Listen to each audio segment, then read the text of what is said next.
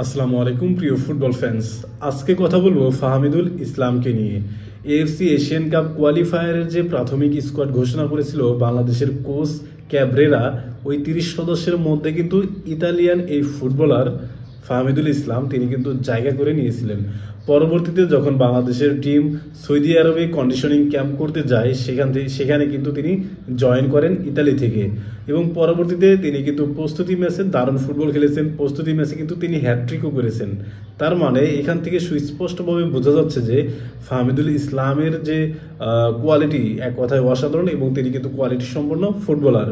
কিন্তু Bangladesh football team যখন ঢাকায় আবার ব্যাক করলেন, তখন কিন্তু আবার ফাহমিদুল ইসলাম যেই বাংলাদেশ ফুটবল টিমের সাথে ঢাকায় আসেননি, তিনি আবার ইতালিতে ফিরে গেছেন। তার মানে এখান থেকে আবার কি বোঝা গেল?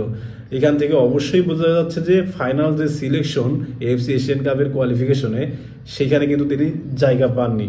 ফাহমিদুল ইসলামকে কেন ফাইনাল স্কোয়াডে রাখা হয়নি এই ব্যাপারে কথা বলেছেন বাংলাদেশের কোচ হ্যাভিয়ার ক্যাব্রেরা।